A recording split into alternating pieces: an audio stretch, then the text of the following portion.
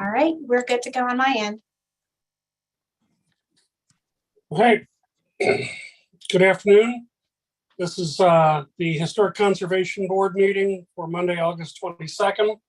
My name is Tim Voss, and I'm the chair of the Historic Conservation Board. I'd like to take a minute to remind everyone about the rules of this proceeding. This proceeding is at all times governed by the rules of procedure, a copy of which is available online. All those planning to testify today, which does not include those solely making arguments, such as attorneys, will be asked to take an oath administered by the board's attorney when they testify. This is a quasi-judicial hearing. As such, the board reserves the right to deliberate in private. While rules of evidence do not apply to this hearing, however, professional rules of conduct do apply, and candor of the tribunal is required. The board members are citizen volunteers and are not paid for their service. They are treated as public officials under Ohio law.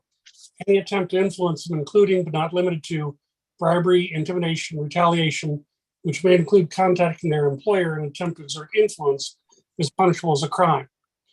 All should be aware that this meeting is being recorded.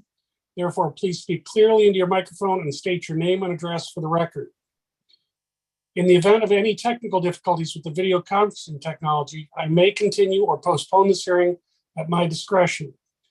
All participants providing testimony must have both camera and audio features turned on in order to participate. With that, we will proceed to the first item, 506 East 4th Street. Mr. Owens. Thank you, Mr. Chair. This is an application for a certificate of appropriateness for 506 East 4th Street, which is in the Lytle Park Historic District. The building currently serves as the Phelps Hotel, and you can see on your screen, this is the existing building. Currently, there are shade structures on the rooftop bar area that cover the actual bars themselves, and the applicant is proposing modifications to this shade system to cover a greater area of the roof to shade the patrons as well. So you can see on the diagram, currently the shade structures are limited primarily to the bar area. They are proposing expanding those areas over more of the seating area. As right now, it's a fairly large structure, a canvas shade covering the bars themselves, and the applicant is proposing to change that to a louvered shade structure that will cover the seating areas. So you can see on the applications or some of the images from the applicants, the existing shade structure is visible from certain points in the park across the street. The existing structures nor the proposed structures are visible from directly in front of the building, but because of the large open space of the park across the street, when you get to a certain distance, they do become visible somewhat. So you can see on the images, the mock-ups that the applicant has provided, certain areas will have somewhat greater visibility, but overall the shade structures are lower in profile and not as boxy. They are more horizontally oriented to blend in better with the horizontal architectural features on the roof of the deck. A couple more images here from the park.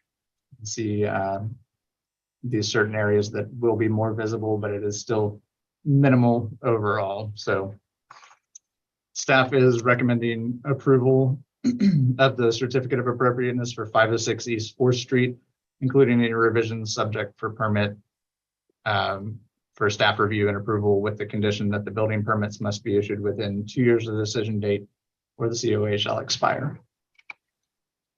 Thank you. All right.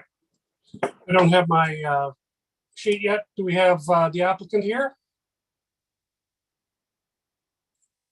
Yes, my name is Greg Tilsley. I'm the architect for the project, and we prepared the drawings and application that was presented by Doug.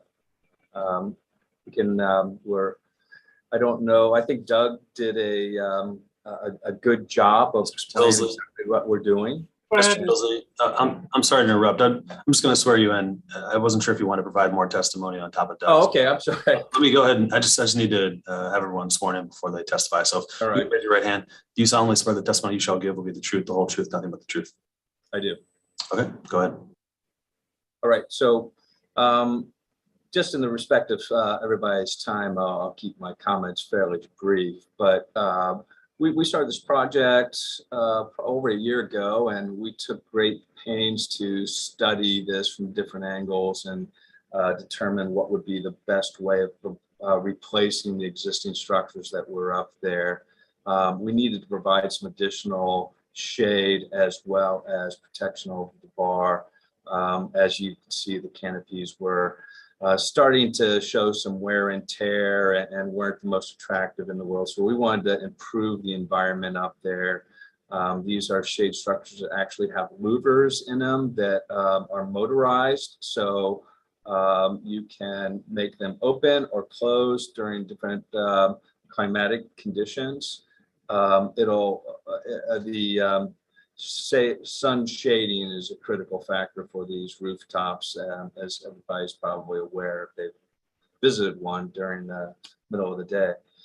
So we believe we've done a very responsible job in trying to create a structure that is as minimal as possible. As you can see, Doug mentioned to you that it's very horizontal in nature, kind of follows the geometric pattern or profile of the building so that it kind of disappears unless you're really looking hard for it. And we think that's actually a vast improvement over what's there. So I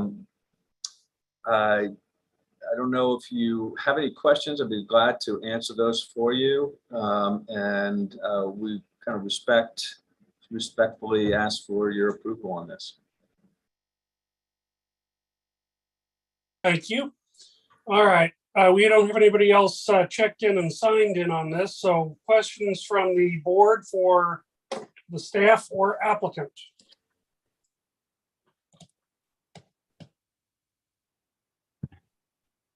Absent that, I will entertain a motion. Chairman, I'd like to make a motion to approve the certificate of appropriateness as laid out by staff. Second. I have a motion and a second. Hold on just a second.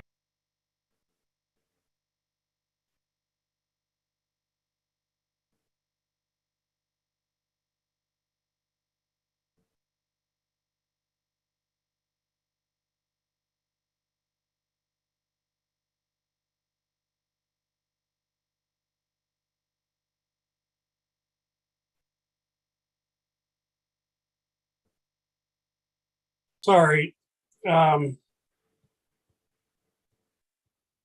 Getting two things happening at once here. All right, Mr. Zelasco, Aye. Mr. Sunderman, Aye. Mr. Weiss, Aye. Ms. Smith Dobbins, yes, Ms. McKenzie. Aye. The chair votes aye. Item number 1 is approved. Item number 2. Thank you very 14 much. North Walnut Street. Mr. Owen, Thank you, Mr. Chair. This is an application for a certificate of appropriateness and zoning relief for 1408 Walnut Street in the Over-the-Rhine Historic District.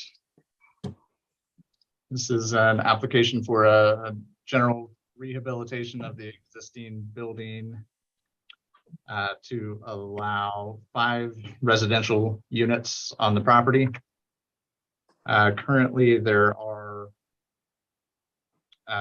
this building most recently, excuse me, served as a nightclub, I believe. They are currently asking for a density variance that would allow them to install 5 units, while the current building does not have the density to allow the total 5 units. They are asking for a density variance to allow that. The certificate of appropriateness is primarily concerned with general rehabilitation, including reopening existing windows, new windows, new storefront, and some mechanical equipment on the roof. So the building currently supports a density of 4 units with a maximum lot area per unit of 500 square feet. The density variance is asking to allow a fifth unit that would put the density at 1 unit per 444 square feet of lot area. Should also be noted the project is also pursuing federal historic tax credits for the rehabilitation work. There will be a white box space in the storefront area on the first floor, 1 residential unit to the rear of the first floor, and the other 4 units would be on the upper floors. Staff is supportive of both the density variance as well as the certificate of appropriateness, as all the changes proposed do conform to the conservation guidelines. The density request is fairly minimal, with being only less than 60 square feet short of the total lot area that's required. So staff does recommend approval of the density variance to allow a total of 5 units on the property, with a proposed density of 1 unit per 444 square feet of lot area.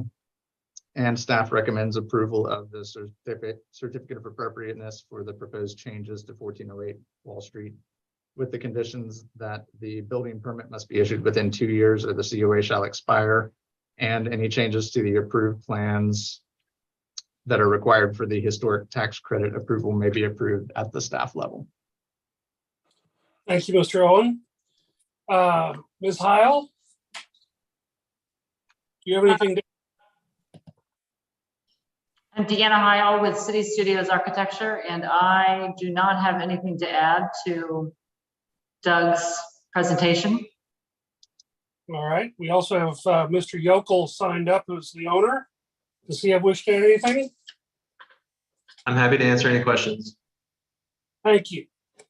All right, any questions or comments from the board for staff of the applicant? Absent that, I will entertain a motion. Mr. Chairman, I'd like to make a motion to approve both the zoning relief and the certificate of appropriateness as laid out by staff. Second, I have a motion and a second. Ms. Smith-Dobbins, yes. Ms. McKenzie, Aye. Mr. Zelasco, Aye. Mr. Weiss, Aye. Mr. Sunderman. Aye. The chair votes aye. Item number 2 is approved. Brings us to item number 3, 1625 Pleasant Street.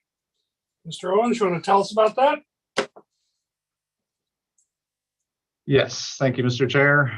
This is an application for a certificate of appropriateness and zoning relief for 1625 Pleasant Street in the Over-the-Rhine Historic District. The applicant is proposing a new inset roof deck on the rear slope of the roof of the building, as well as a second floor rear deck with a spiral staircase in the rear yard. There will also be new skylights installed on the roof level.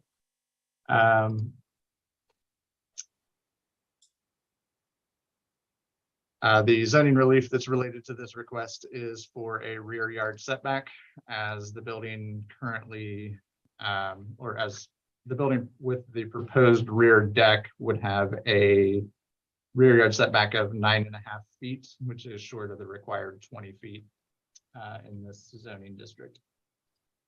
You can see on the screen, the inset roof deck would be on the rear roof slope, and this portion would not be visible from the front street.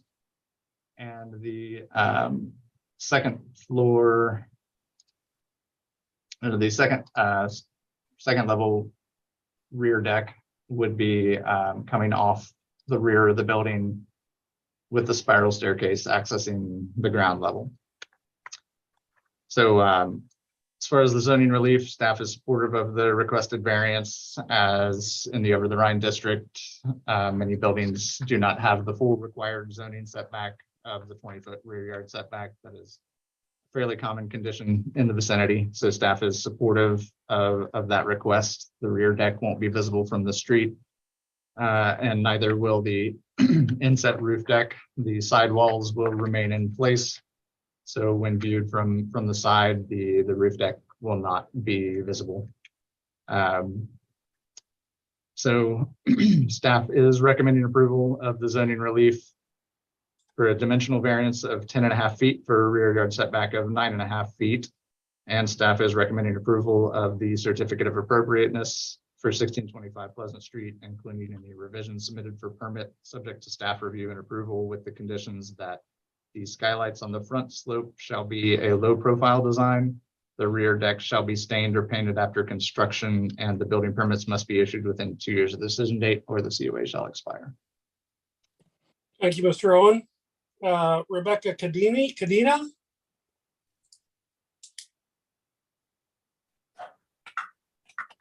Hi. I don't really have anything to add. I think Doug did a good job of explaining the project. Yeah, basically it's not visible at all from any of the neighboring areas, and it's in keeping with. Ms. Dorff, I'm sorry, I'll have to swear you in. Could you raise your right hand? You solemnly swear the testimony you shall give will be the truth, the whole truth, nothing but the truth. I do. Yeah, just saying that, yeah, it's not visible from any of the surrounding streets or neighborhoods, and it's in keeping with the, fabric of the neighborhood, and all the materials match, and nothing is really standing out. So that's all. Thank you. That's everybody I have signed up for item number 3. Do I have any questions from the board for staff or applicant? Absent that, I will entertain a motion. Mr. Chairman, I'd like to make a motion to approve both the zoning relief and the certificate of appropriateness as laid out by staff. Second. I have a motion and a second. Ms. Smith Dobbins, Yes. Ms. McKenzie, Aye. Mr. Zelasco, Aye. Mr. Sunderman. Aye. The chair votes aye. Item number 3 is approved. Brings us to item number 4, Mulberry Street. Mr. Owen, you want to tell us about that? Thank you, Mr. Chair. This is an application for zoning relief and a certificate of appropriateness for 214 to 218 Mulberry Street in the Over-the-Rhine Historic District. This property is also in a Hillside Overlay District. The applicant is requesting the certificate of appropriateness for the construction of a new 10-unit multifamily building on Mulberry Street on what is currently several vacant lots. Share my screen.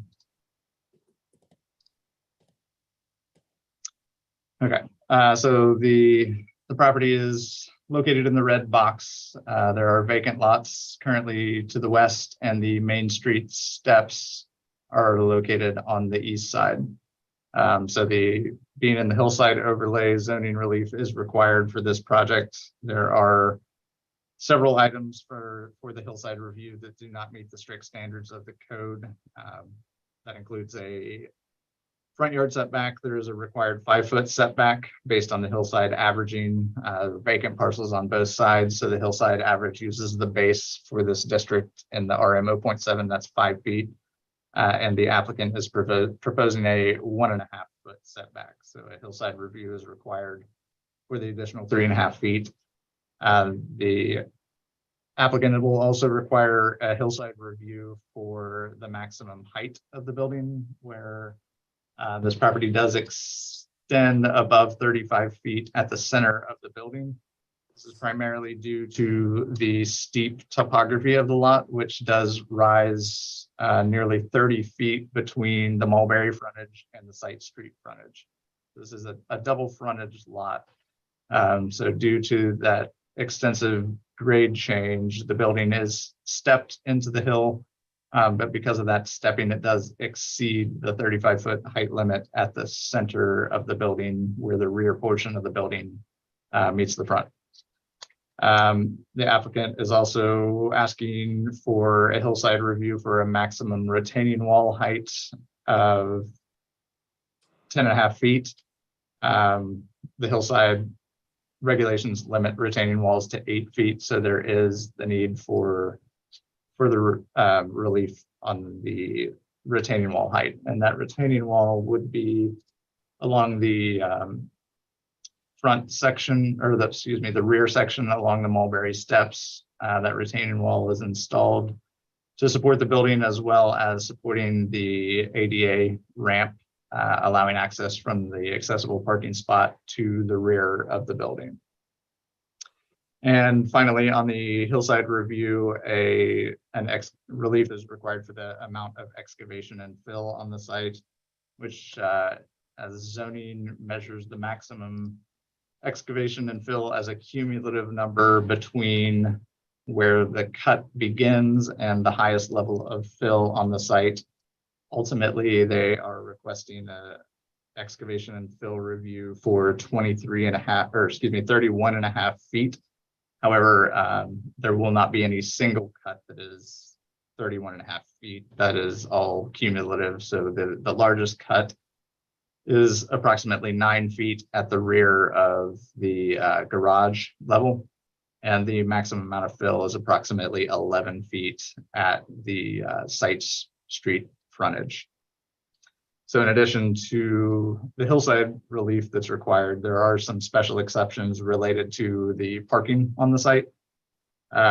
This property is outside of the urban parking overlay district, so parking is not exempt from this property.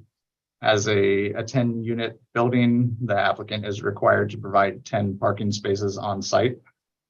So they have done that through a combination of internal garages that are accessed from the front of the building off Mulberry Street, 2 additional spaces in the side yard through a parking pad along Mulberry, and then finally 4 spaces along the site street frontage.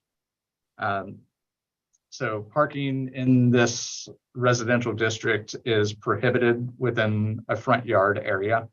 So because the lot has double frontage, there's no rear yard on the site. It does have 2 front yards. So placing the parking along the site street frontage between the building and site street is technically considered front yard parking. The applicant has chosen Mulberry as the primary frontage of their property, which staff feels is appropriate, as many of the other buildings on this block do not have frontage on sites, but they are also through lots that have the rear of their building facing sites. So staff feels that Mulberry is the most appropriate to be considered the primary frontage, and in that scenario, the most appropriate place for the parking due to the grade changes along the side yard, the most appropriate place would be along that site street frontage. A special exception is also required, one, to eliminate screening requirements on the west side of this parking lot, and also to eliminate the 3-foot landscape buffer that is required. So that would be along the west side of that 4-space parking lot. And staff is also supportive of that request, primarily because by shifting that 3 feet, they would lose the loading area that's required for the handicap accessible spot, which would either require them to find another solution for their handicap spaces or eliminate 1 parking space from that lot, which would leave them deficient in their parking requirement. They have provided the landscape screening along the west, along the main street steps. So as far as the certificate of appropriateness,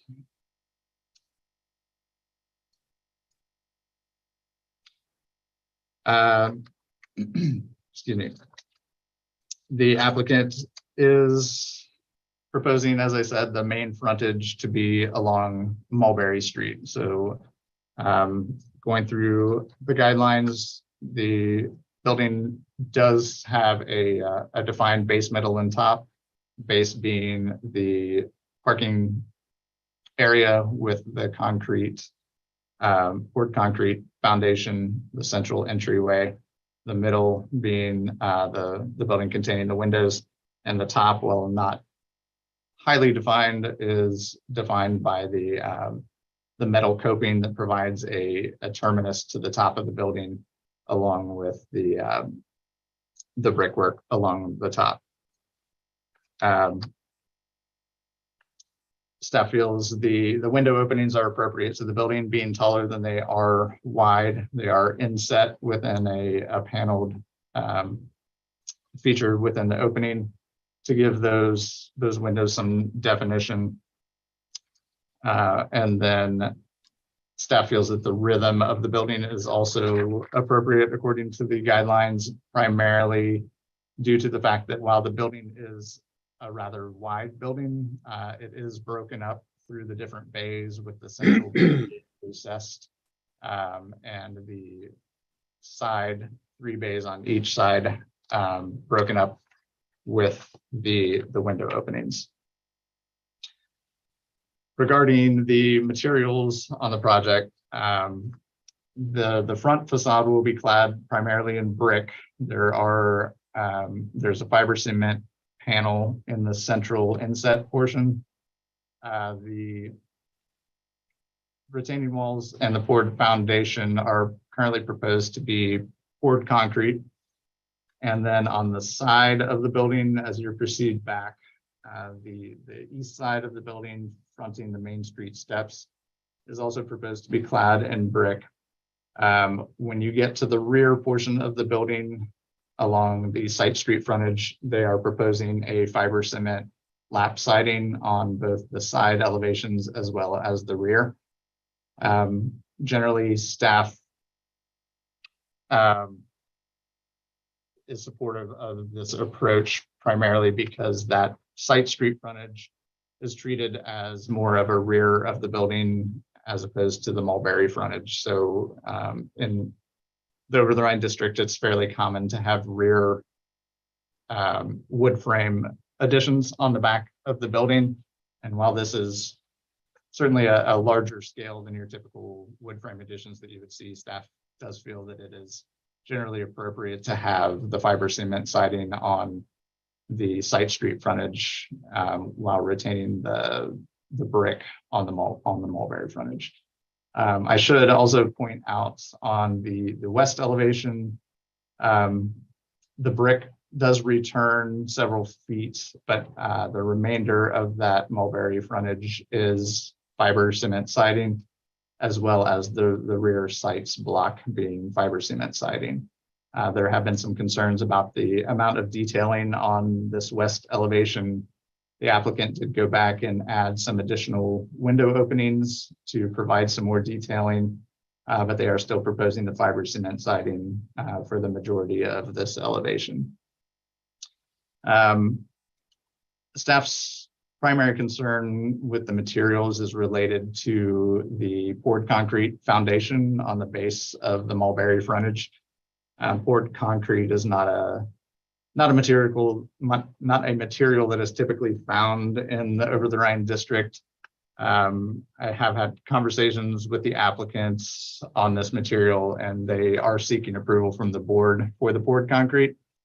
But staff does recommend that the board condition that if that poured concrete is to remain, it either be faced with a masonry material such as limestone or cast stone, or at the minimum have some kind of scoring placed in that concrete to simulate the appearance of a masonry construction.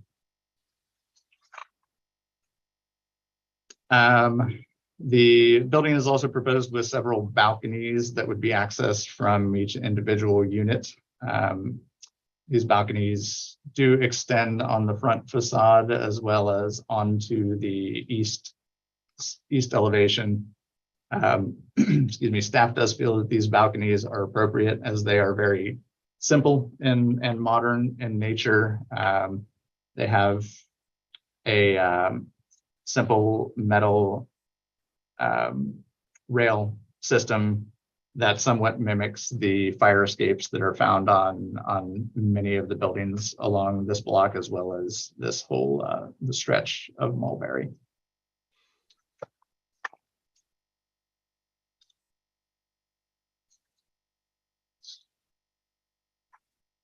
Okay, so staff is recommending approval of the hillside relief required for the front yard setback, the front height, the retaining wall height, as well as the excavation and fill. And staff is also recommending approval of the 3 special exceptions for parking location, parking lot screening, and parking lot landscaping.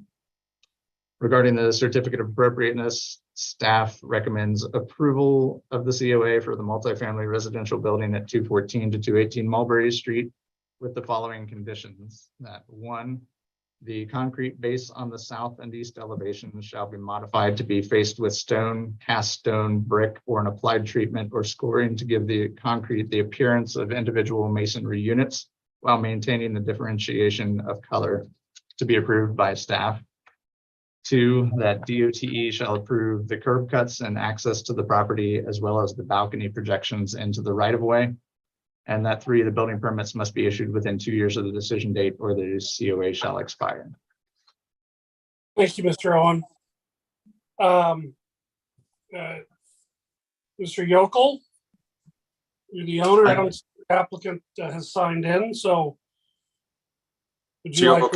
Raise your right hand. The applicant is here.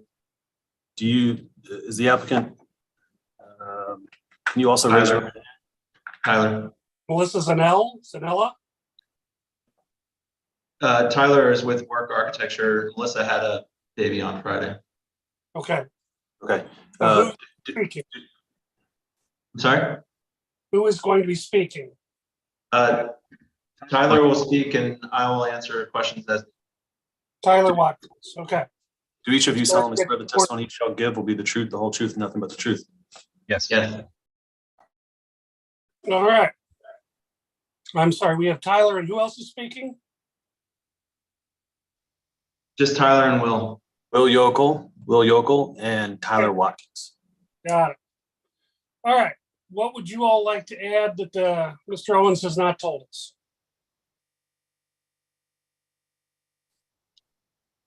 I think Doug did a great job. I don't really have anything to add. I will say I'm accepting of his condition. Okay. Mr. Yokel, anything to add? No, this is Mr. Watkins, but no, Oh. I too am accepting of Doug's conditions and happy to work with him to find something that works for the concrete foundation. All right. We do have one other person signed up. Daniel Kushner. Yes, sir. Raise your right hand. You solemnly swear the testimony you shall provide will be the truth, the whole truth, nothing but the truth? I do. All right, what would you like to tell us? Thank you, Mr. Chairman. Thanks to the board and staff. So I'm Dan Kushner. I'm the owner of 208 Mulberry Street. So my house is 2 lots away from this large project. My wife and I have 3 primary concerns with the project. The first and foremost being parking issues that this project will lead to. While yes, they have provided 10 off-street parking, we're losing street parking, which is already at a premium on Mulberry and Site Street. And additionally, it's unreasonable to expect that only 10 new vehicles will come along with this 10-unit building. I would like to ask the committee make this COA contingent upon the owner finding a better parking solution for their tenants, and or potentially leading an effort to get permit parking in this neighborhood. Additionally, we have concerns over the design. So we raised concerns on the west elevation of the property. There's an immense lack of detail. Yes, they have added 4 windows, but I think it would be nice to see a little bit of brick or additional brick on the west elevation. It is a very large canvas and it's very blank as designed. And as I mentioned, there's 2 vacant lots in between my property and theirs, and that side elevation is very visible from the street. both on Mulberry and sites. And then lastly, our concern would be the exception for the parking lot screening. So you'll have street parking, or sorry, off-street parking in the front yard off sites. And I think that there should be a parking lot screening along that side of the property. Thanks for your consideration of my concerns and the opportunity to speak. Thank you. Appreciate your sharing. All right. That's everybody we have signed up. Questions for, well, let me preface by saying the issue at the Hillside, we're just being asked for, this is for Mr. Owen, just for clarification. We're being asked to approve excavation, but the engineers are going to review this, correct? Correct, yes. This will have to come in for building permits, and it will require a geotechnical report and all the relevant structural design drawings and everything. Okay. I just wanted to get that on the record.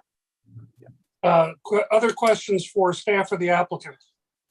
I have a question for Mr. Owen, and I'm wondering, other than perhaps Mr. Kushner, excuse me if I mispronounced your name, have we had any feedback from the neighborhood or any of the other Over-the-Rhine groups? The reason I ask the question is, while I think this is a great looking building, it obviously is a major change from that neighborhood.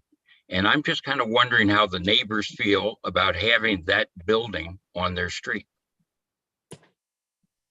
So I have not received any other letters on this project or calls either in support or opposition other than Mr.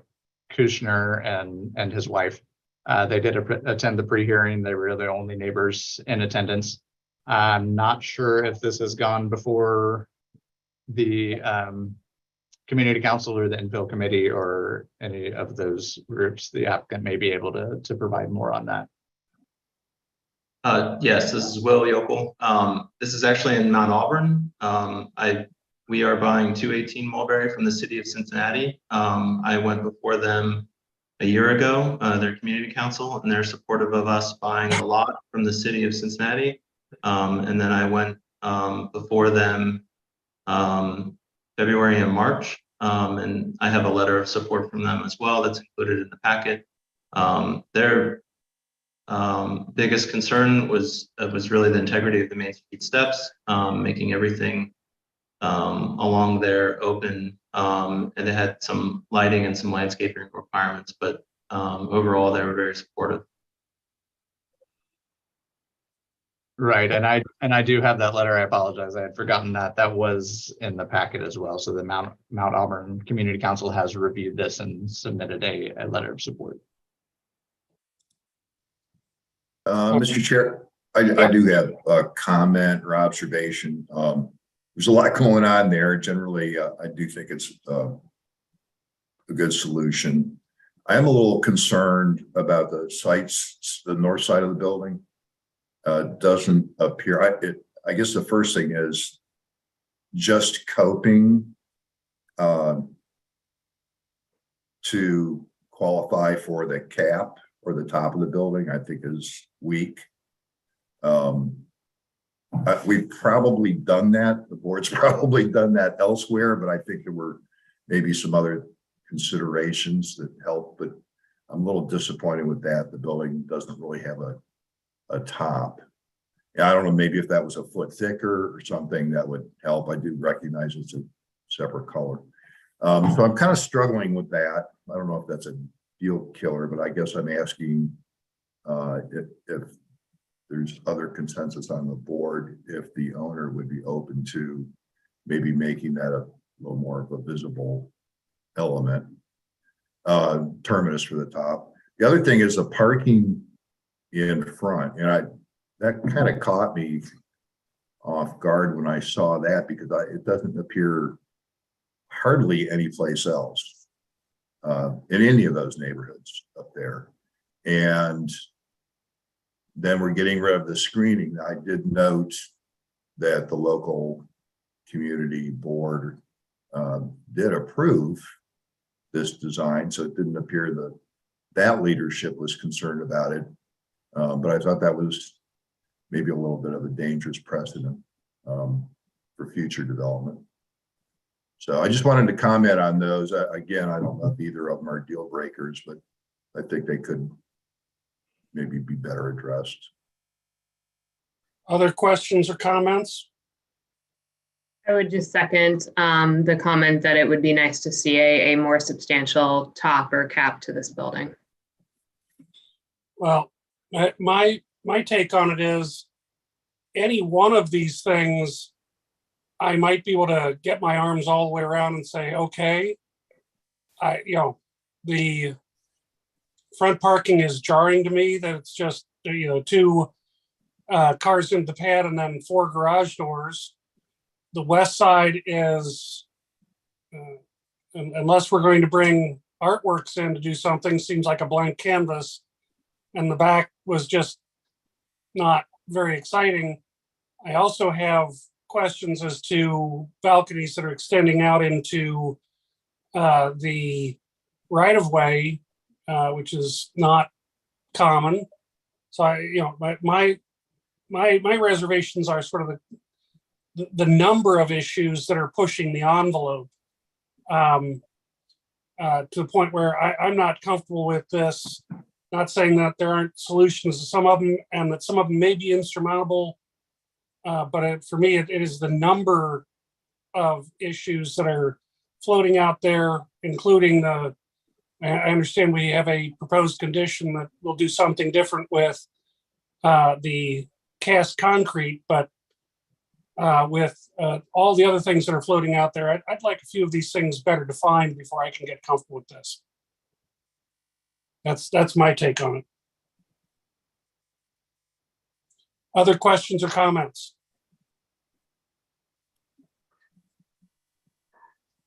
Okay. With that, I will entertain a motion. Does anyone care to make a motion here? And Mr. Chair, if I could just step in briefly and just allow the applicants to know that they do have the option of requesting a continuance if they would like to try to incorporate some of the feedback they've heard today from some of the board members before the board actually votes on this. Appreciate that. I guess I'll throw it back at the applicant. I have no idea how the rest of the board's going to vote, but I will preface by saying that I won't vote to support this. I would certainly be in favor of a tabling to allow you to address whatever you can address to give us some greater clarity. Would you like to avail yourself of that, or would you like us to take a vote?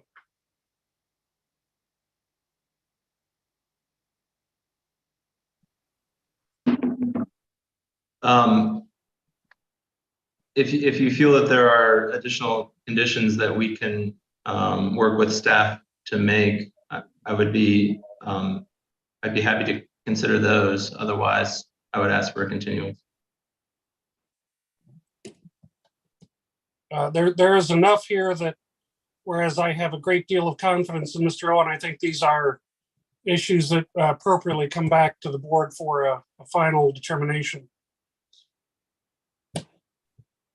Again, I'm not speaking for myself, but we can either do a up or down vote on what we have in front of us, or vote to continue this, or somebody can make a motion with what they think are appropriate conditions. So I'll look to the board. Does anyone care to make a motion? Mr. Chairman, I'd like to make a motion that we continue this case to allow the applicant more time. I second that. All right, we have a motion to continue and a second. Ms. Smith Dobbins, Yes. Ms. McKenzie, Aye. Mr. Zelasco, Aye. Mr. Sunderman, Aye. Mr. Weiss. Yes. The chair votes aye. This will be continued. Mr. Owen will get it back to us after adjustments are made. All right. that brings us to item number 5, 1416 Central Parkway. Mr. Owen. Thank you, Mr. Chair. This is an application for a certificate of appropriateness for 1416, 1430 Central Parkway in the Over-the-Rhine Historic District. This has been before the board a couple times in the past, and the applicant has continued to refine the design in the hopes of getting a board approval. So I'm not going to go through every step of the staff report as this has been discussed previously, so I'll limit my comments today to the changes that are being made. So primarily, the applicant has responded to the concerns about the height on the Mulberry block on the rear of the building by further removing the massing from that rear portion of the building.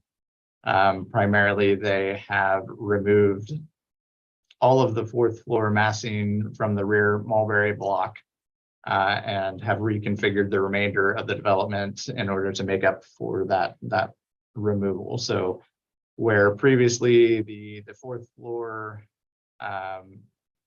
was pushed back from the streets, the applicant, by removing the Mulberry block 4th floor, they have raised the height of the corner building to a full 4 stories at the corner.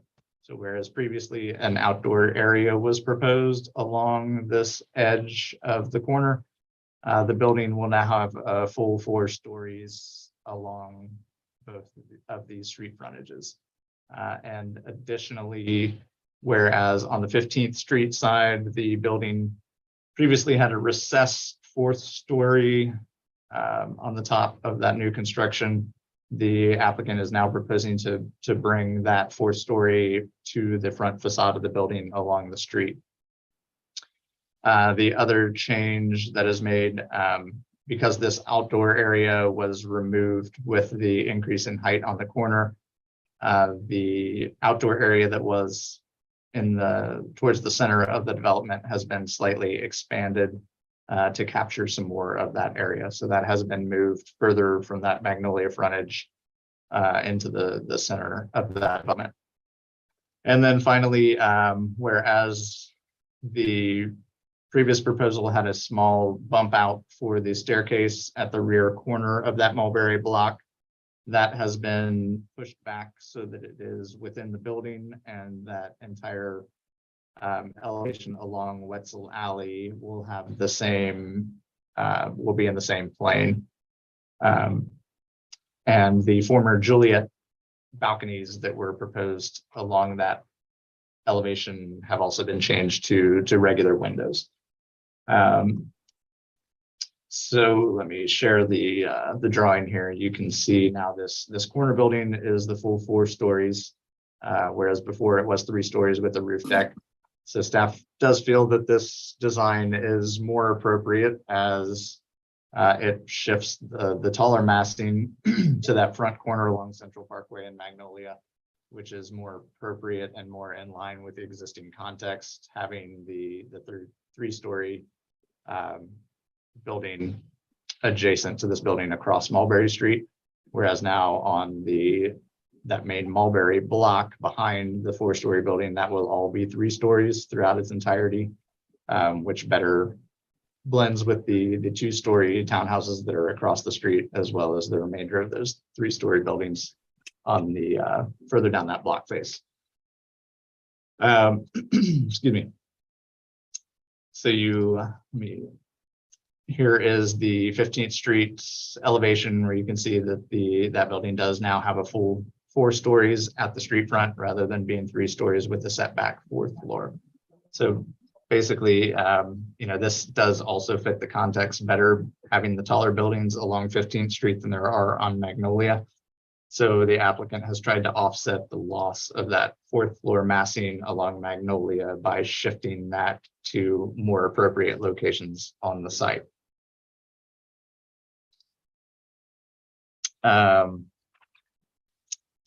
So that is primarily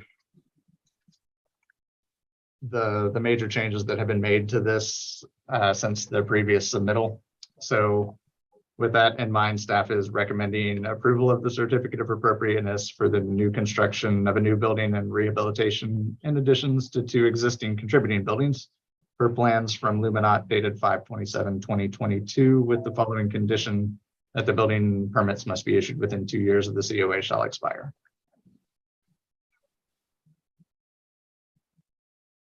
Thank you, Mr. Owen. All right.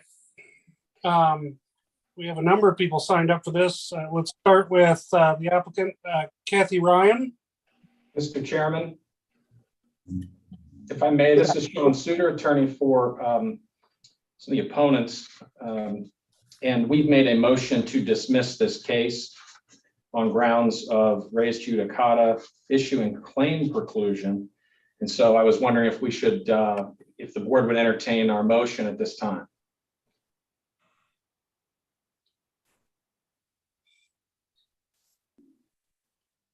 And Mr. Chair, if I could briefly interject, this is, I think, almost identical sort of procedural posture as the last time we were in front. There was an appeal pending on a design, and they came back in with a different design.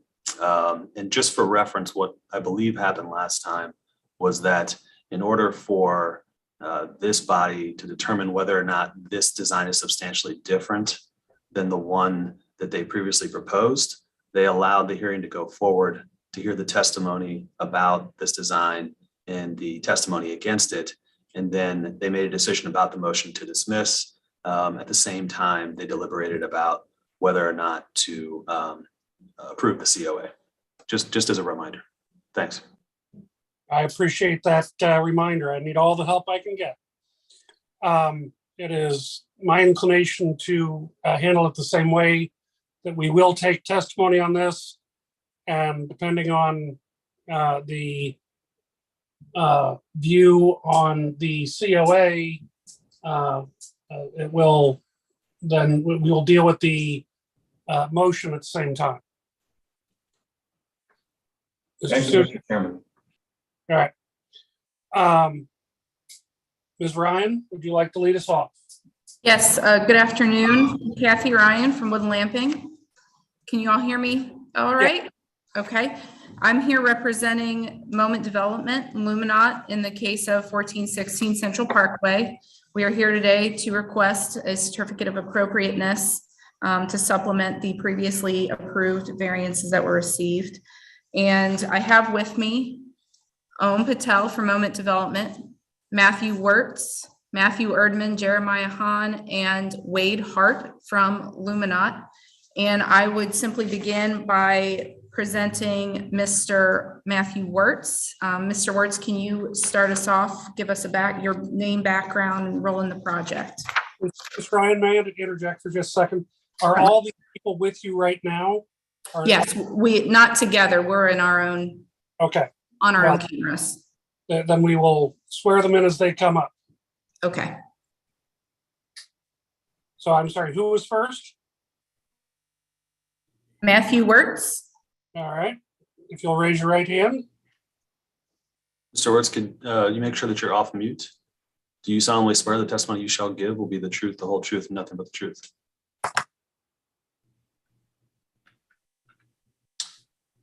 I believe you're still on mute, Mr. Wirtz.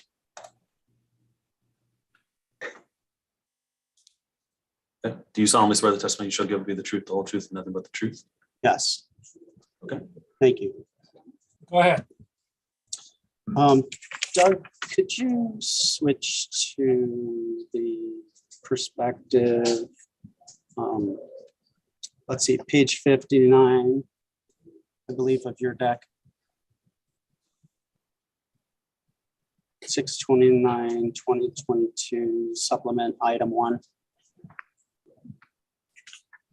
And while you're getting there, my name is Matt Wirtz. I'm a registered architect and designer for Luminat, architectural designer. I've lived in Over-the-Rhine for the past 20 years. I had developed several single-family and multifamily projects around Finley Market myself. I've been a trustee of the Brewery District nonprofit for over a decade. My wife, Jennifer Lemastersworth, sits on the, co-chairs the OTR infill committee. And we have both been advocates for good design in OTR as long as we've been living here. Mr. Wertz, let me jump in. Could we ask the staff to pull up the exhibits from, it's the renderings on, I believe it's page 59 of the PDF, the staff report. I'm sorry, page 59 of. The staff report, second packet. Mr. Chairman, I thought the rule was that we had to have people's videos on to participate. Is that not the case anymore? Mr. Wertz, can you? I have two, for some reason, I have two Matthew Wertzes on this. So one has the video and the audio and the other one has no video. I don't know why. I see him now. Okay. Sorry about that. No problem, Sean. I'm sorry, I'm not finding a page 59 on this. Are you talking about page 59 of the PDF within the staff? Like the Yes. You're starting page 125 of what I've got.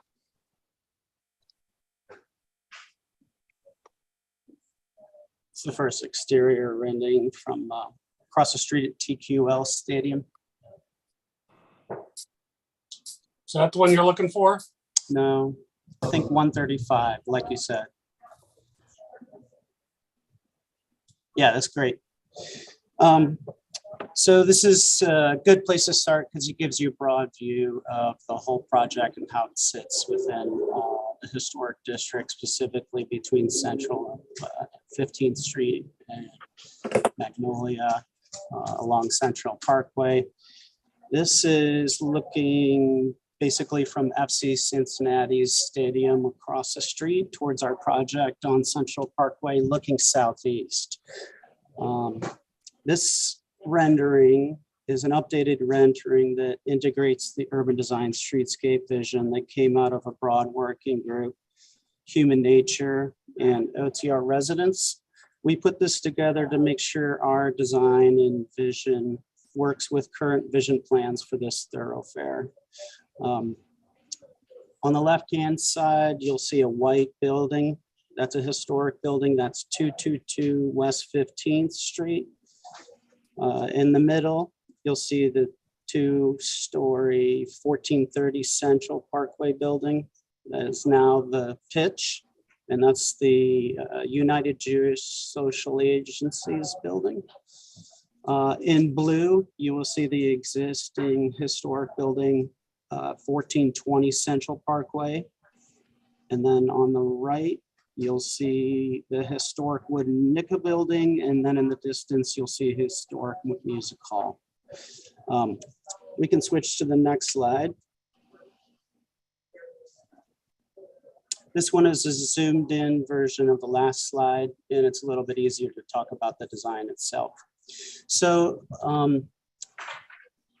I'm going to talk about the design itself, as well as changes that has happened from the last design. So from this image, you can see in the center, starting with 1420 Central Parkway, the blue building in the rendering. Most of the design was based around this building and generated around that, and then integrated to the other buildings in the surrounding context. So from the inspiration of 1420 Central Parkway, which is the Fender Works building, we took motifs from the archways over the windows, the proportions of the windows, the floor lines that we tied into, and used those as datum points as the beginning of the generation of the design.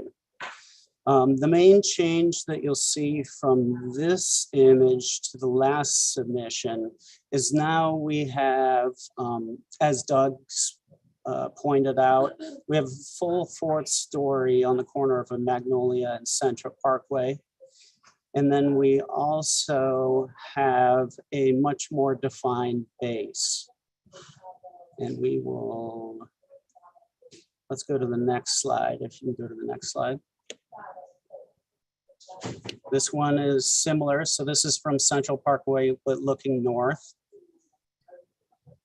Also including the streetscape, and you can see FC Cincinnati off the left-hand side. And then we can go to the next slide. In this slide, you can see the 4-story on the building, fully flushed out to the front of the property line. You can see the extension in the back on Magnolia, including breaking up the facade. And the 4th story now is occupied by guest rooms, and we removed the occupiable roof deck space, as Doug mentioned. That moved over north of Wetzel Alley, part of that square footage. And I'll get into the elevations and talk more specifically about some of the design changes that we made. If we can switch to Doug, would you be able to switch to the exterior elevations? I have page 21 of we submitted. Yeah, that's it. Perfect. Good job. Appreciate that. Okay, starting with the Magnolia Street, we can see that all of the guest rooms have now been removed from the Magnolia section of the wing. And those guest rooms supplanted the public space that was happening on the corner of Central and Magnolia. When the mass that is the corner of Central and Magnolia rose to full stories, the proportions of the previous frame didn't work at that height. So then we had to change to a more formal base. And so that's what happened there. And then also the proportions of those, that was actually 2 separate defined masses.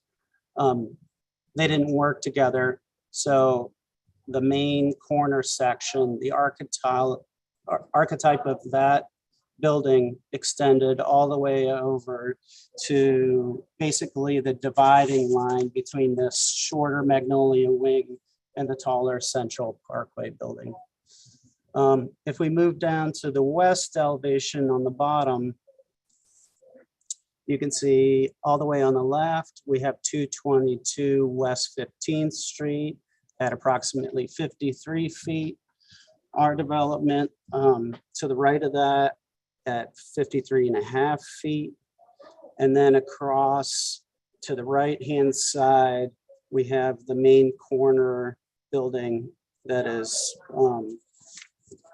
I believe, 5.5 feet within the top of the wooden nickel building at 1408 Central Parkway. Here you can see on Central Parkway where we've used some of these arch motifs and the window proportions of 1420 Central Parkway Fenderworks building to relate back to the historic structures. Also, you can see tiering and how close the height relationships are between the different masses along the site. We worked hard to break it up, but also maintain proportions that are relative to the historic buildings that they directly abut and are within their immediate context. You can switch to the next page that shows the last 2 elevations. On the top left, you'll see the north elevation looking from 15th Street. Again, as Doug mentioned, that was a setback 4th story, but when all of the public space and the roof deck that was on the corner of Central and Magnolia was supplanted by the guest rooms that we moved off of the Magnolia wing, some of that program had to move, so we expanded that space.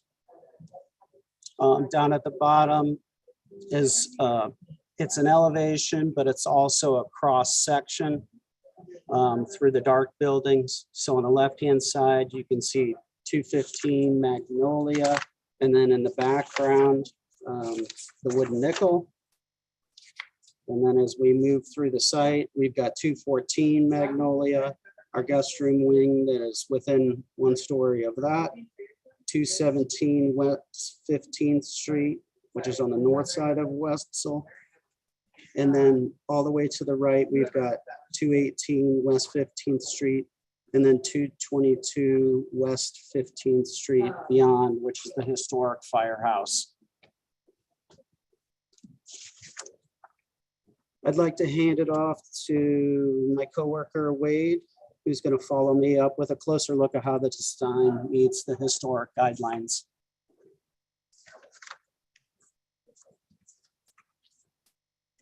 Can we stop sharing for a moment here? Okay. Did you say it's Wade? Yeah. Wade Hart. Mr. Hart, could you unmute?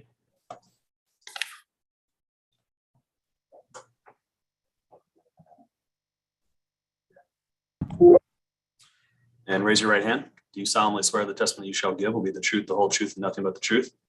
I do. Go ahead. My name is Wade Hart. I'm a registered architect at Luminant.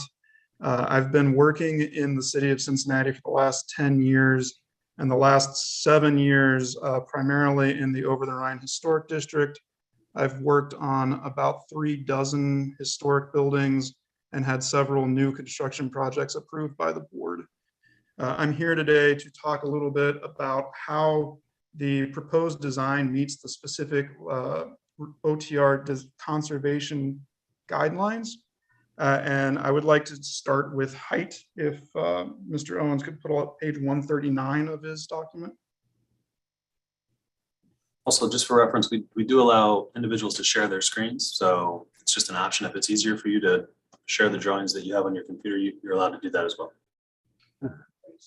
I trust Doug has it under control.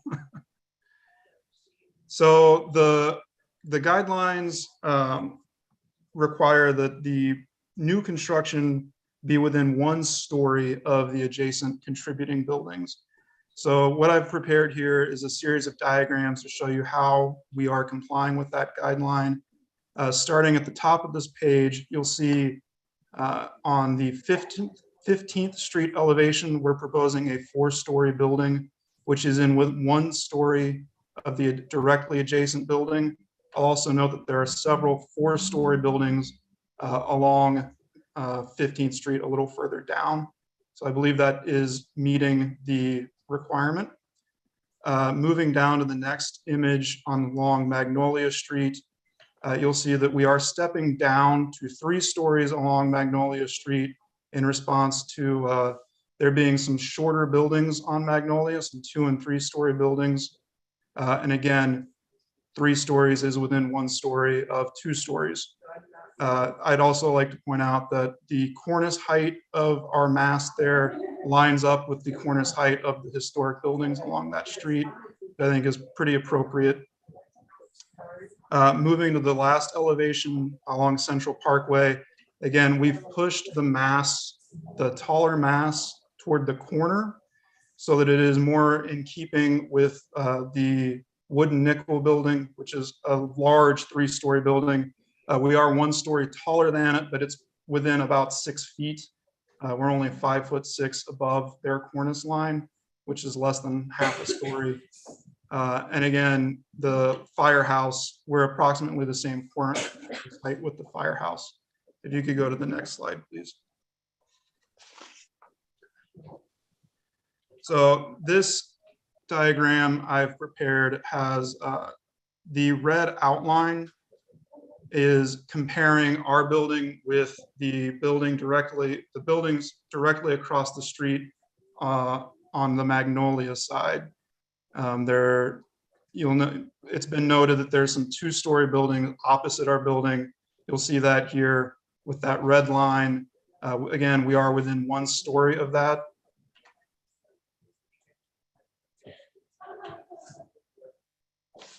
If you can go to the next slide, please. So something I'd like to point out to the board is that variations in building height are pretty common throughout the historic district.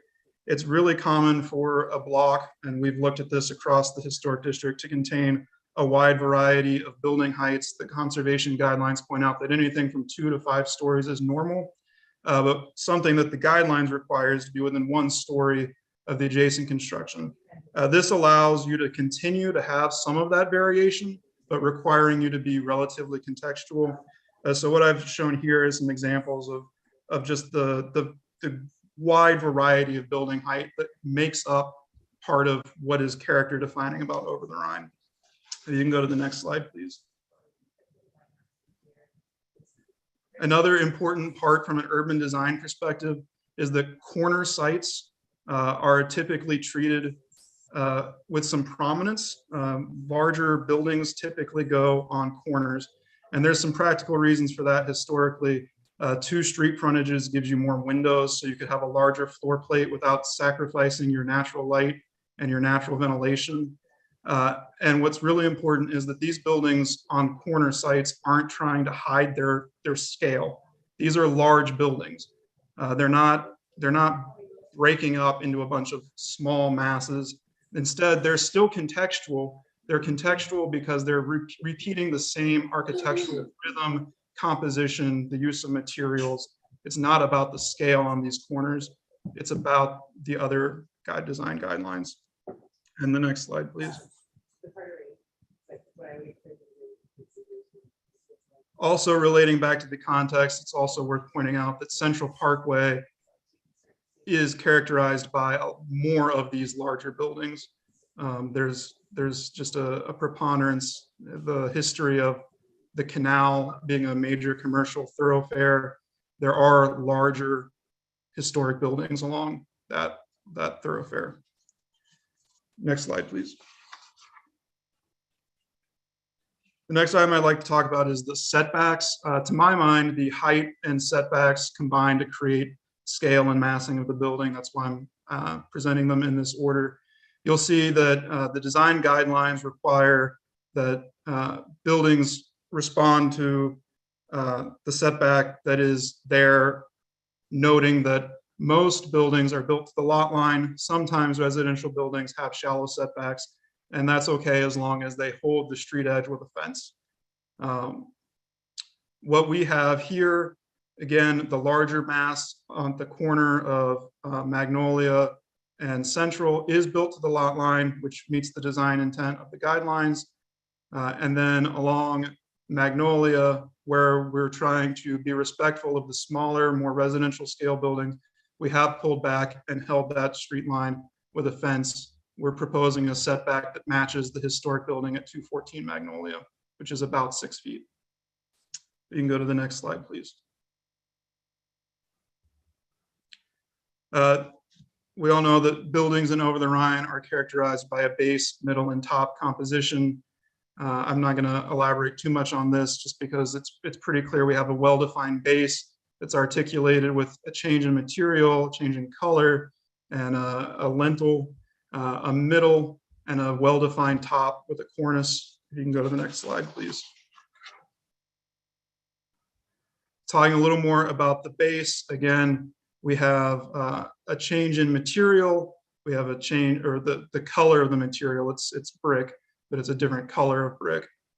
We have some horizontal banding to define a lintel to break the storefront from the upper stories of the building. The first floor is taller than the other stories, which is appropriate to the historic district. And we've literally taken our inspiration of our base design from the contributing building by repeating that arched storefront motif. You can go to the next slide, please. When we talk about the middle of the building, we're again articulating that with a change in brick color. Here, the important part of the design guidelines is to maintain an overall vertical emphasis, which we've done by using these piers and by stacking our windows so that we have nice, clean vertical lines. There's a repetition of those elements which create the rhythm that we're going to talk about in a minute. And again, those windows are directly related to the historic windows on the building that we're maintaining. If you can go to the next slide, please. The design guidelines require, as we all know, a top, which is typically a projecting cornice. Here we have a contemporary interpretation of that, which includes some horizontal banding of brick and also a copper crown of the building, which defines the top, breaks it against the sky. If you can go to the next slide, please.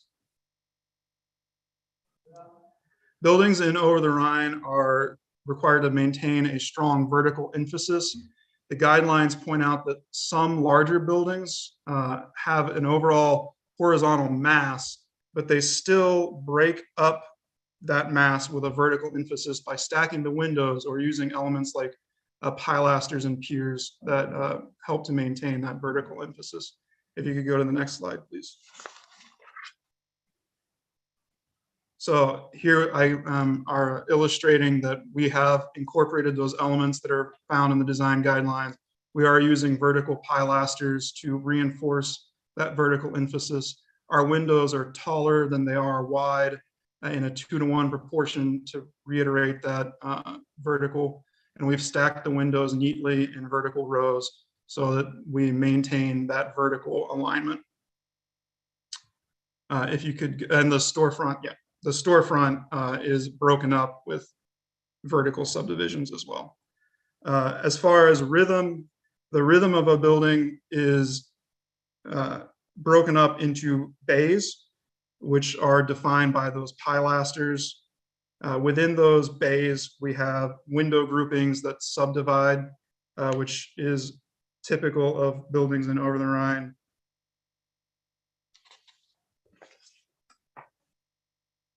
You can go to the next slide, please. And again, our storefront, the guidelines ask that you respond to the characteristics of storefronts found in historic buildings. That's things like separating them from the upper floors with a change in material and a lintel, which we have done, and divide them into bays to maintain the vertical emphasis and to maintain a pedestrian scale and proportion.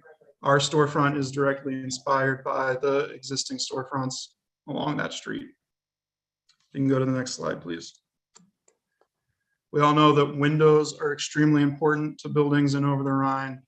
The guidelines require that they be taller than wide and set back into the masonry, which we've done.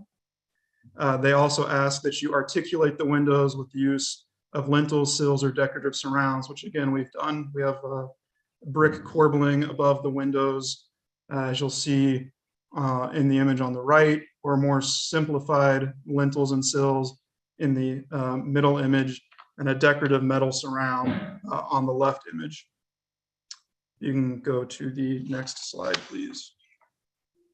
And finally, materials. Our building is overwhelmingly brick, which is appropriate to the historic district. We have some accent materials in the form of metal, which is also an approved material in Over-the-Rhine. And then I would also like to bring up, I believe it is item 6 in our supplement. I'm not sure which page number it is, Doug.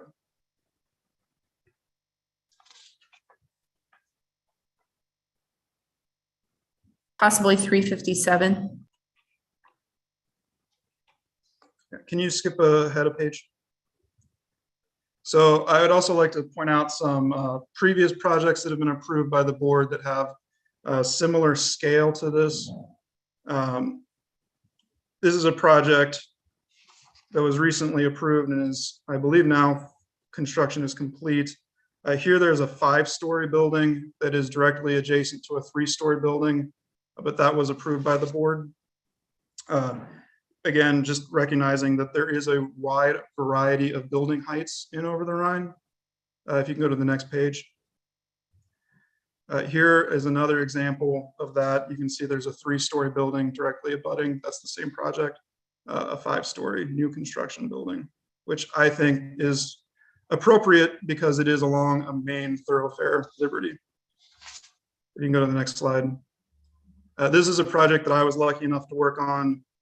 This is the 15th and Vine project, which incorporated a number of historic buildings. You can see the 5-story new construction is incorporating there a 3-story historic building. But I think that we can agree that the overall massing of that building is appropriate to Vine Street. If you can go to the next slide.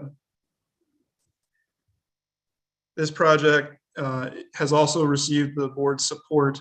Here we have up to 7 stories in the historic district, and that 7 stories is abutting 3-story buildings. And finally, can you skip ahead? And again, this project was approved at the last historic board conservation meeting. This is a 4-story building that is abutting a variety of building heights, 1, 2, and 3 stories. But again, it is an appropriate scale to the historic district, and is well designed and intended to be contextual. And that's all I have. I'd like to turn it over to Matt Erdman.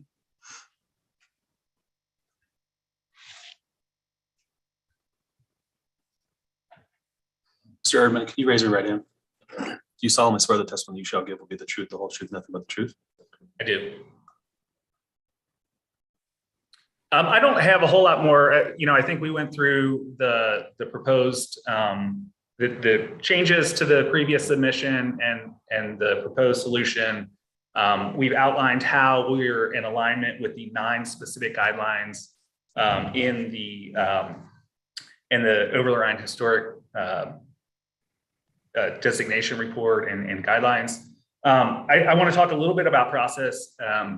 You guys know we've been in front of you several times now, and we have, since our last conversation, have really engaged with the community in a very meaningful way. We've had dozens of meetings with individual owners and groups of owners, and have made several specific changes in response to the requests. And I think that's reflected in the 7 letters of support that we've gotten from the community. And I believe that we probably have some people on here today ready to testify in support. So I'd just like to say that, thank you for listening and taking the time, and we hope you'll be supportive of the project.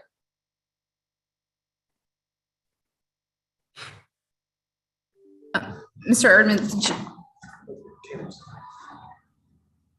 I do also want to say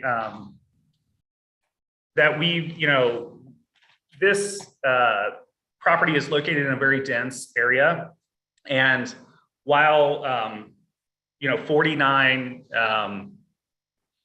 property owners have been notified of our appearance before the board, only 3 have shown up in opposition. So that's a pretty strong indication of support by the remaining owners. And I think we also have 3 of those adjacent property owners in that notice that are here to support the project today. And with that, I think I'll hand it back to Kathy. thank you. Next, we have Mr. Owen Patel. Mr. Patel, do you solemnly swear the testimony you shall give will be the truth, the whole truth, nothing but the truth? Yes, I do. A lot of what I wanted to say was already stated, but I think in conclusion, I just wanted to really hone in on the fact that this submission is very different from previous submissions in that we've taken a very detailed approach, not that we hadn't before, but we really took in the feedback that we got from neighbors and really put a definitive change on the design with a thorough study of the general Over-The-Rhine area, and then honing back down to the buildings directly around us. And I think that we, as a silver lining of continually refining this project, I think we have this project in a place where it's optimal in terms of residential integration, in terms of making residents happy and excited about the project, respecting their privacy, their views, etc., while at the same time celebrating the Central Parkway thoroughfare that desperately needs that activation. So I think we've been able to really find that balance, which is a rather great deviation from before. I think the biggest win for us was really removing that 4th floor on the Magnolia side, which really kind of cleared up those sight lines for residences, and then also eliminating the rooftop on the Magnolia side as well. So that way the guest room shifted to that side, but it eliminated that outdoor space, which was a concern. So I think every step of the way through every submission, the project's gotten better because of community feedback, and we've listened, and we've implemented those changes every single time. But I believe that this submission is probably the most significant change from previous. So with that, I think, for me, it's a case of us trying to be a good neighbor, and at the same time, really kind of bringing something to the table here in this area of Over-the-Rhine that definitely needs the economic stimulation, and at the same time also delivers a product that is very, very well designed. If you look at the examples that Wade had given that were previously approved, and you look at the level of design in comparison to those other projects, I think we've gone over and beyond in terms of making sure that we celebrate the rich history of our community. And I think that this project definitely exemplifies great design that pays that respect. So thank you. Thank you for your time. Thank you. Ms. Ryan, who's next? Chairman, that concludes our witnesses. I'd like to just reserve time at the end for a closing argument. All right, I have listed as applicant testimony Remanini. All right, is that one of your group? He may be here just to speak from the public, but not on our witness list. Okay. So that's everybody you have. All right. All right. We do have a number of people signed up. Mr. Chairman, it's Sean Suter here. Do I get an opportunity to cross-examine those witnesses, please? Mr. Chair, he does, and we typically go when there's a party represented by counsel, allow them to cross-examine and then put on any evidence they would like before we go to public comment. Okay. Mr. Suter, go ahead. Thank you, Mr. Chairman. Appreciate that. First questions would be for Mr. Matthew Wirtz. You're still on there, Matt. If you could unmute there, Matt.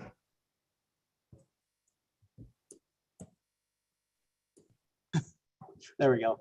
All I right. was trying to find the right version of me to unmute. Which Matt are we talking to?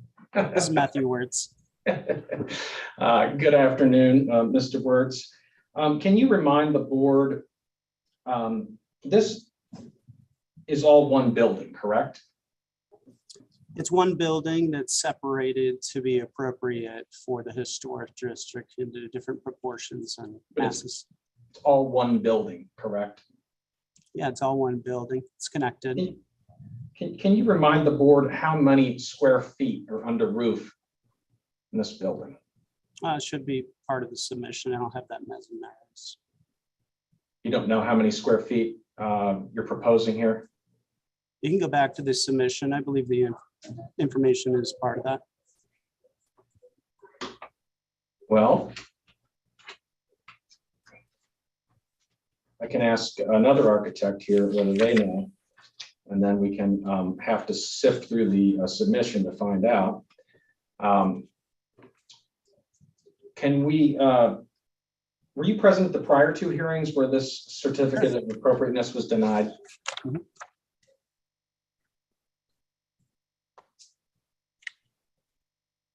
Mr. Wirtz, you there? I said yes. Okay.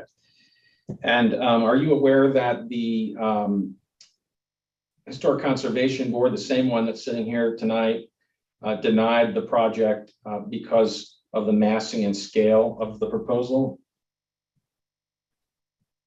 Yes, if you read their comments, it was centered around Magnolia Wing. Did you have a chance to read those? I don't answer questions, you do, Mr. Wertz. So you said they were centered around Magnolia Lane. So did you reduce the building footprint on Magnolia? Actually, yes, because we removed a couple guest rooms and scooted the stair into the mass of the building. Wait, you reduced the building footprint, Yeah, and the back on the Wetzel side. but you didn't change the building footprint on the Magnolia side, correct? I mean, I understand Magnolia being synonymous with Wetzel. The building goes from one street to the other. Magnolia is not Wetzel. No, they're different streets, but the building spans from the front of one street to the other. And how long along Magnolia is the new 4-story portion? That's the same distance as the row of 2-story buildings across the street. I'd have to look I ask at you the about plan. the buildings across the street, Mr. Wertz. You're not answering my questions tonight. I'd ask Oh, you it to is. answer my questions.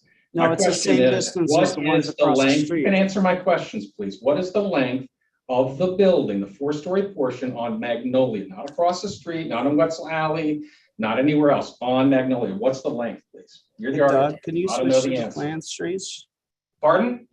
I asked Doug if he could switch to the plans. That'd be fine.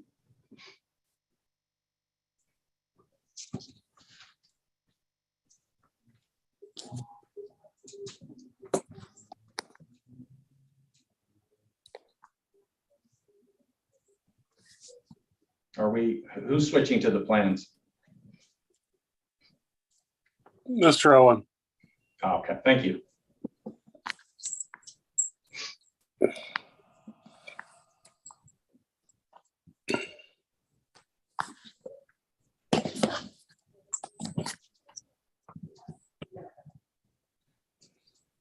So to repeat my question, what's the distance of that 4-story mass there on Magnolia, Mr. Wertz?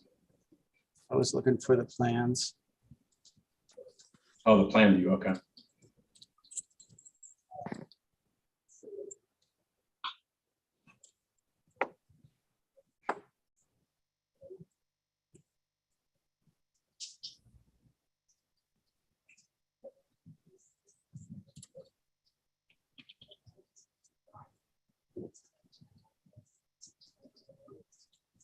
I don't have that measurement, but I lined it with the property line of 227 and 215. So it basically worked exactly with the setback of the 2-story places across the street.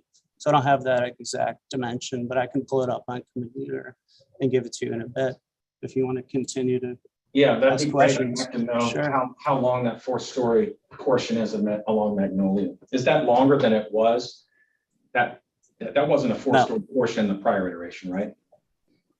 The length from 214 basically down to the 227. The Magnolia wing is the same width. Chairman, I'm going to object to continued questioning on the width. We went through the specific guidelines. We've got 9 standards, none of which concern simply the width of the structures. And that's not particularly before the board today. I'm not asking about the width of the structure. I'm asking about the length of the 4-story mass on Magnolia Street. That's a facade question.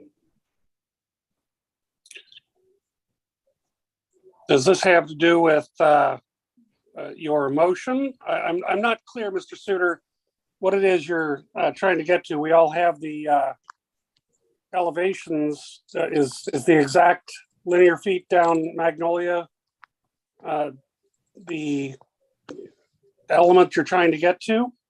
Yes, Mr. Chairman. What we're trying to show here is that they've actually made the scale and massing worse by creating a massive 4-story building that goes further down the block. The 4 stories that were there before at least was set back Now, that wasn't a great design either, but this makes it even worse because it's not set back.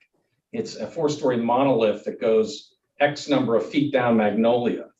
They focused a lot about Central Parkway, and that 4-story might be appropriate on Central Parkway, but it's not appropriate on Magnolia.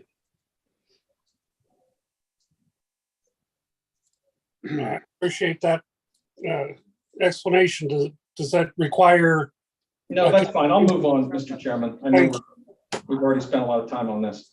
That is all I have for Mr. Wertz. Thank you, Mr. Wertz. Sure, no problem. I'd like to ask Mr. Wade Hart some questions, Mr. Chairman. Go ahead. Thank you. Mr. Hart. Yes, sir. Thank you. Can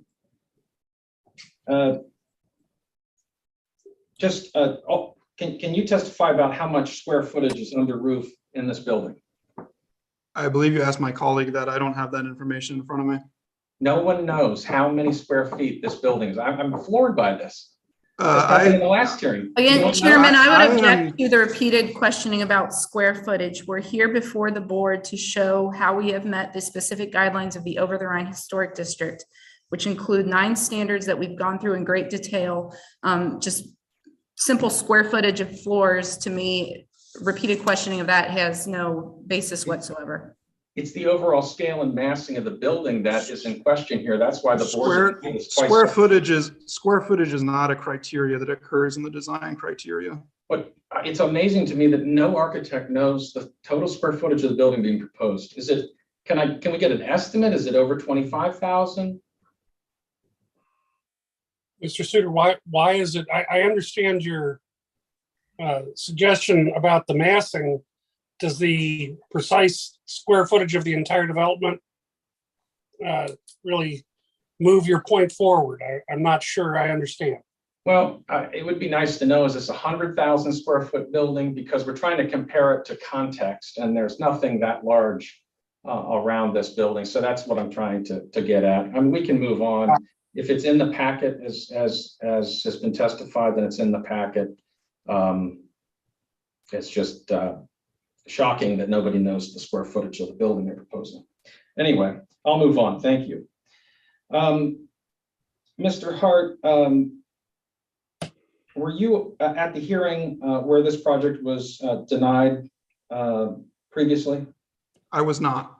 You were not? Are you aware that the board denied this project because of massing and scale of the proposal? I am aware that they denied it based on height.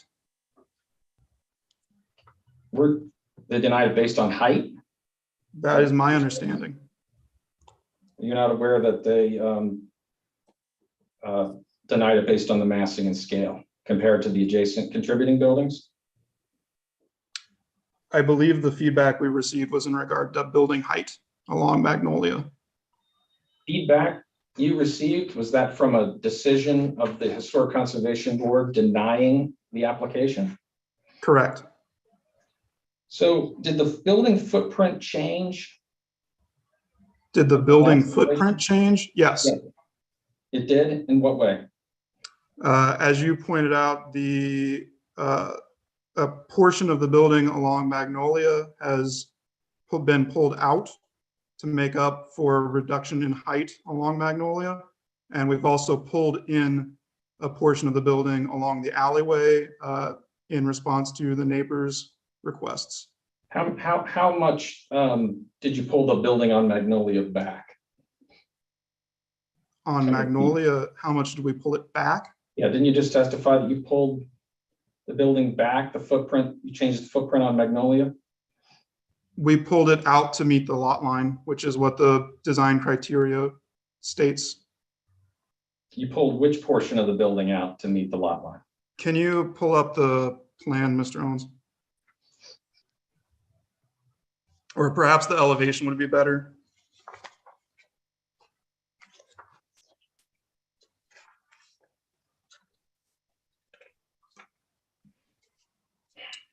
I believe, I'm not an expert on the previous design, but I believe the previous design had 4 bays along on the upper image here. just to be clear. I believe the previous design had 4 bays wide with the large vertical pilasters, and then a second mast, and then the third mast that is the mast along Magnolia.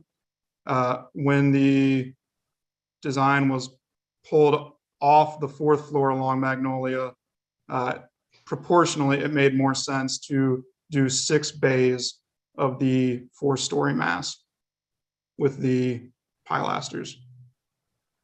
And the 6-bay 4-story mast is on Magnolia, right? It faces Magnolia, yes. So has the overall scale changed or things just shifted around?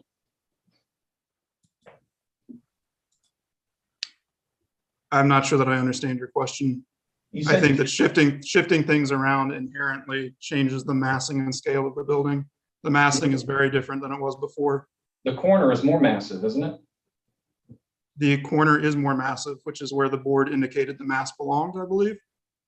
But it goes, again, we don't know how many feet it goes down Magnolia, but this is not just the corner. It goes down Magnolia. Do you know how many feet it goes down? I believe based on scaling the presentation, it's about 60 feet. Which is in alignment with the wooden nickel across the street. We made that decision very intentionally.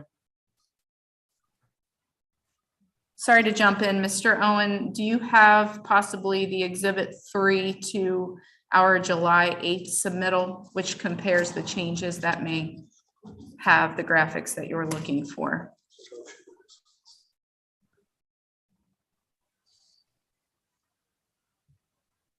Was that included with this submittal, or that's from a previous meeting? That was what our response to the motion to dismiss and this additional exhibit were sent on July 8th. And then resent today, this morning.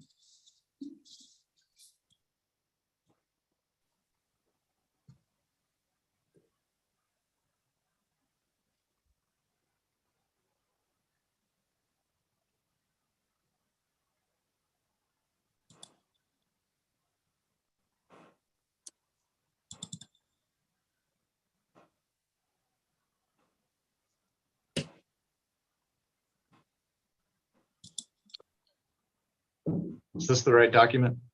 Yes, sir. Which drawing did you need? I believe if you go to exhibit 3, which may begin about on the 26th page, perhaps.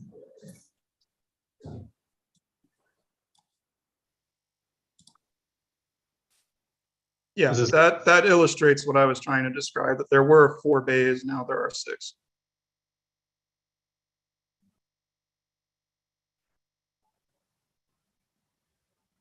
So the top drawing is the design that was previously denied by the board in May, is that right?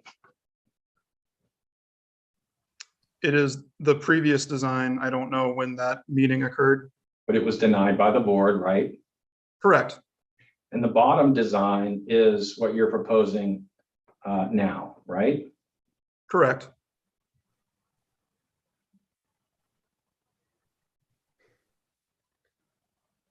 So the corner 60 feet, or the 60 feet that goes down Magnolia, is now 4 stories, whereas it was 3, correct? It was previously 3 stories with a 4th story that was pulled back.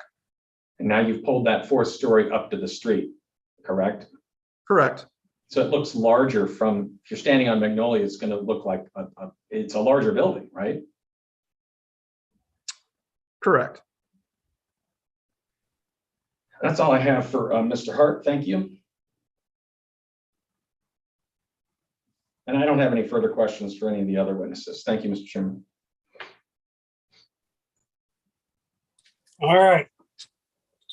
I'd like to go through the other people who signed up and hear what they have to say.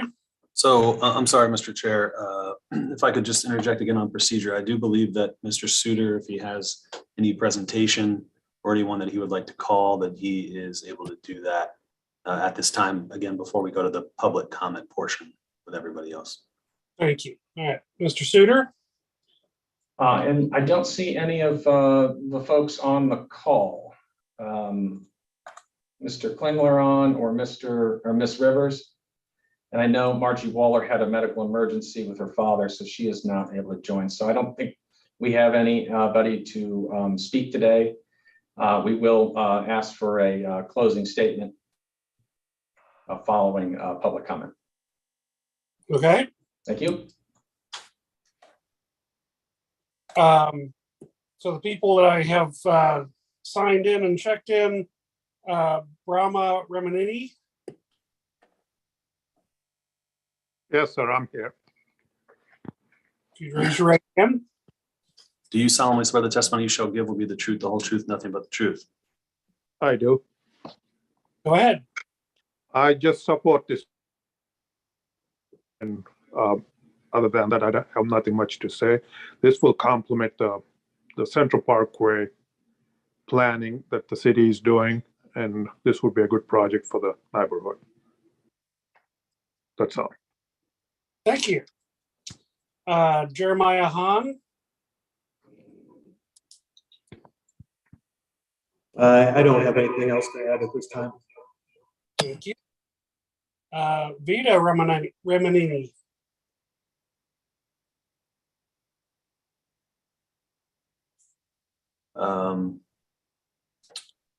Is that person present? Show them as being checked in, so. I think he's trying to unmute.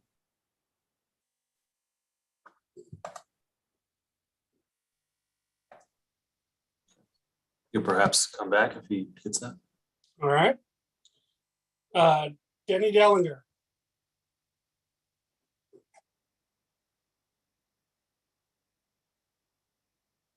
If anyone's here when they hear their name called, if they could take themselves off mute and identify that they're here. I asked him to start his video and unmute, but he's not responding. We'll come back. Mike Williams. Mr. Williams, if you could take yourself off mute. Can I speak now? That was Mr. Dillinger asking. I believe Mr. Dillinger is now trying to testify, Mr. Chair. Yeah. Hi, my name's Denny Dellinger. I'm an architect. I live on Mohawk Street. I'm a member of the Over-the-Rhine Community Council Trustees. Mr. Dillinger. I'm very active in Over-the-Rhine redevelopment. I think this is a terrific project that should be supported and will be a great asset to the community. Thank you very much. Mr. Dillinger. Mr. Dillinger, you need to be sworn in before we continue testimony.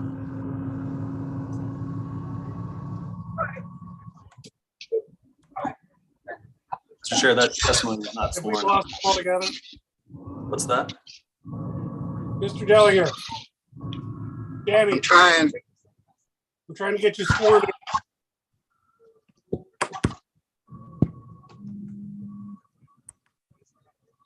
I'm sorry, can you hear me now? Can hear you now. We need to get you Okay. sworn. All right, I'll swear in. Can you please raise your right hand? Yes. Do you solemnly swear the testimony you shall give will be the truth, the whole truth, and nothing but the truth? Yes. All right. Hi, my name's Denny Dellinger. I'm an architect. I live on Mohawk Street in Over-the-Rhine. I'm a member of the Over-the-Rhine Community Council Trustees. Speaking on my own behalf, I think this is a terrific project and I hope you'll approve it. I think it'll be a great asset to Over-the-Rhine and the West End, and I hope you'll support it. Thank you very much. Thank you. Mike Williams. Mr. Williams, if you could take yourself off mute, there we go, and raise your right hand. Do you solemnly swear the testimony you shall give will be the truth, the whole truth, nothing but the truth? I do. Go ahead. Hello. Hi, my name is Michael Williams. I own wooden nickel antiques on Central Parkway, south of the proposed project, for 44 years. During that time, we've seen a lot of changes. I think it's very exciting what's going on Central Parkway right now. As far as the building, our building goes, It's 90 feet across, as near as I can tell. The building's 90 feet across, and on the Magnolia side is 70 feet deep. There are 3 stories, and there's a 4th floor attic, which basically it is a 4-story building, 70 feet deep on the Magnolia side. The Central Parkway is a major north-south artery going into the business hub. The TQL Stadium has just been a major national and international draw since its opening. There's the current $25 million project for the Over-the-Rhine redo to be the Champs-Élysées like Paris is incredible. There's another 200-room hotel proposed from across the street next to the soccer stadium. The building in question at 1416 Central Parkway, when we bought our building, was vacant for years. Then it became a welding shop for fire escapes. I think there's a much better use for this property. This hotel project will bring jobs, additional future development, tourists to Over-the-Rhine. It's an important corridor. It's a great addition to the area. I think it helps tie the central business district along with Over-the-Rhine, the West End, and Finley Market together. I'm totally in favor of this project, and I've been here for 44 years. Thank you. John Walter. Yes, I'm here. Sir Walter, do you solemnly swear the testimony you shall give will be the truth, the whole truth, and nothing but the truth? Yes, I do. Thank you. Go ahead. Thanks. I've been a resident and small business owner in Over-the-Rhine since 1984. I currently serve as an Over-the-Rhine Community Council trustee, and I lead our local neighborhood organization called the Clotter-Conroy Residents Association. I'm sharing only my own thoughts today in strong support of this hotel. From a local community standpoint, I applaud the developer for engaging with the community and in making major design modifications to mitigate neighbors' concerns. The lack of any widespread community opposition is very obvious, and it appears that the opposition is rooted only in a very small number of individuals. 25,000 soccer fans from all over Greater Cincinnati and beyond, just right across Central Parkway from the stadium, they see a blighted urban scene where this beautifully designed hotel will stand. This hotel is going to fill in missing pieces of the urban landscape. The visitor's perception of Over-the-Rhine and urban Cincinnati will be greatly enhanced when this hotel gets built. I walk the length and breadth of Over-the-Rhine daily for exercise. My observation is that except for nice weekend days, the sidewalks, streetcar, and small businesses of Over-the-Rhine are underpopulated. This simple lack of daily vibrancy calls into question the long-term sustainability of many of the OTR small businesses. Hotel guests staying at this proposed hotel will undoubtedly seek out Over-the-Rhine restaurants and small businesses and use the streetcar. That was the purpose of the streetcar, to attract projects like this. Given the strong potential of between 100 and 150 guests per night, this hotel will inject much needed 24/7 vibrancy into Over-the-Rhine. Thanks for allowing me to share my view. Thank you. David Mascheko.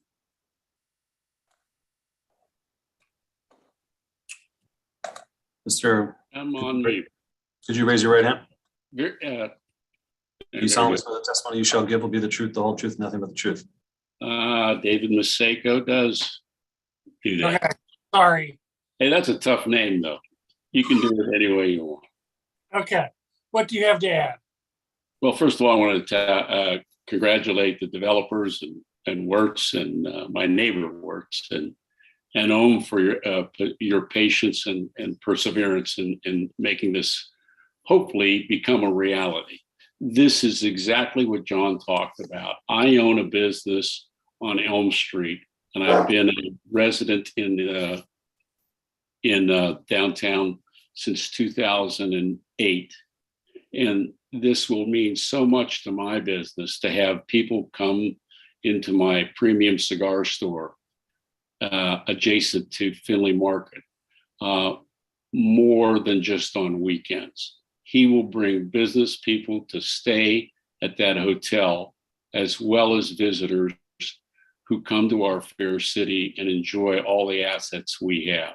this is an asset that aligns with what is going on in Over-the-Rhine, and in particular on Central Parkway across from TQL Stadium. I can't imagine this not taking place. And again, thank you for considering it. I really hope you'll support Mr. Owen Patel's efforts. Thank you. Kevin Hassey.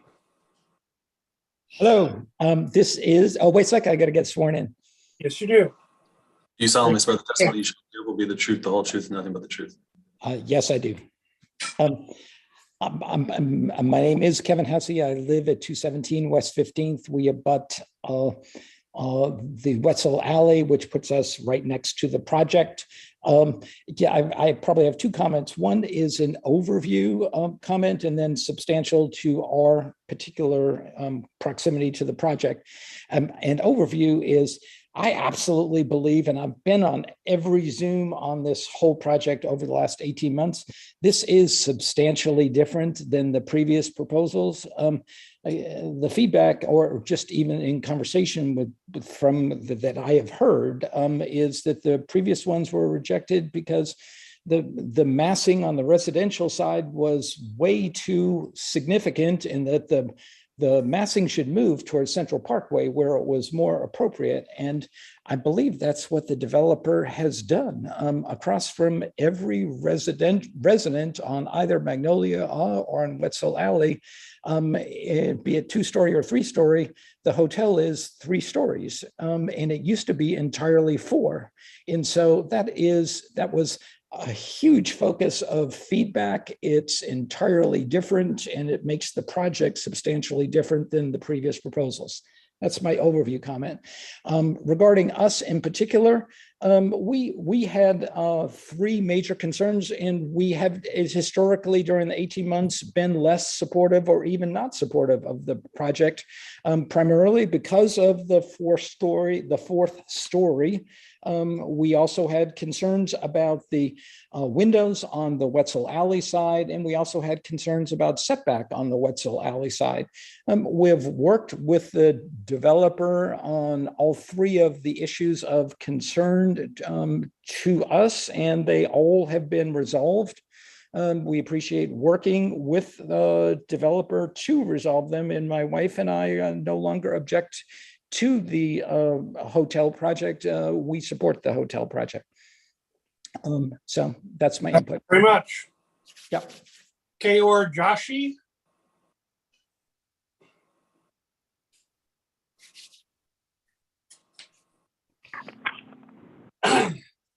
Sir, Joshi, could you raise your right hand? Do you solemnly swear the testimony you shall give will be the truth, the whole truth, nothing but the truth?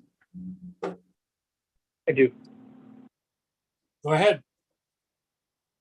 Similar comments. As a small business owner, I think this will bring a lot of daily, weekday activity to the neighborhood that we definitely need, aside from big weekends and events. So I support the project. Thank you. We passed by Veda Remanini.